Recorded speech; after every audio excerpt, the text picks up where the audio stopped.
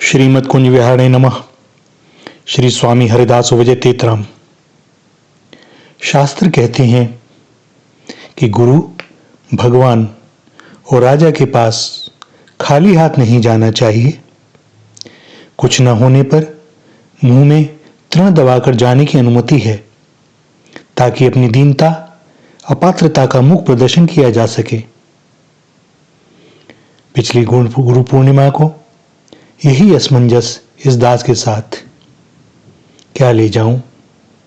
मेरा है क्या, जो मेरे कुपात्र होने पर भी वर्षों से योगक्षेम का निर्वाह कर रहे हैं, जिनसे कभी कुछ मांगना ही न पड़ा।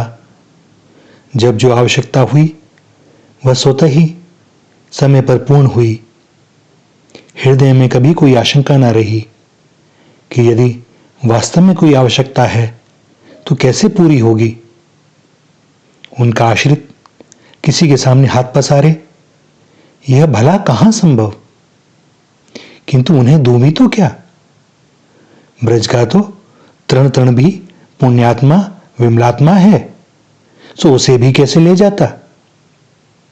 एक ही बात हृदय में आई कि लाख नाटक करने के बाद भी यह मन अभी भी पूरा समर्पित नहीं हुआ है।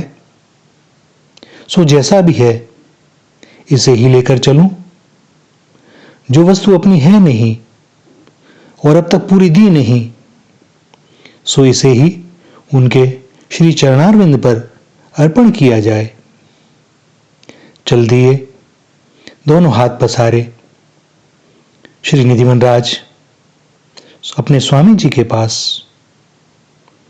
हां, एक बात और, भिक्षुक की एक स्वाभाविक प्रवृत्ति बन जाती है कि जैसे ही कोई अवसर आवे, भीतर से स्वतः ही कोई मांग उठ खड़ी होती है कि आज वहां चल तो रहे हैं तो यह मांग लिया जाए। कौतुक देखिए, जा रहे हैं कि कुछ दे आवें, भेंट करावें, और मन कह रहा है कि अवसर मिला है तो कुछ ले आवें।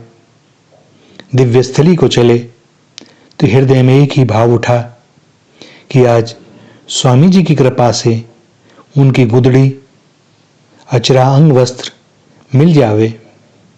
पहले की गुदड़ी जीर्ण प्राय हो चुकी है और दास स्वामी जी बिहारी जी की ही प्रसाद गुदड़ी को धारण करता है।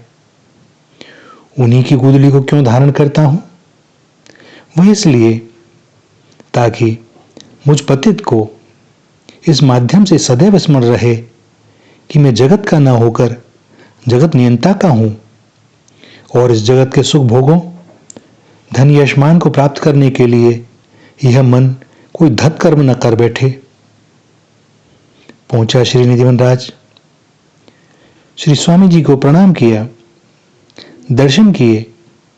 न कोई पूजन न अर्चन, केवल गुरु के सम्मुख दीन होकर बैठ गए।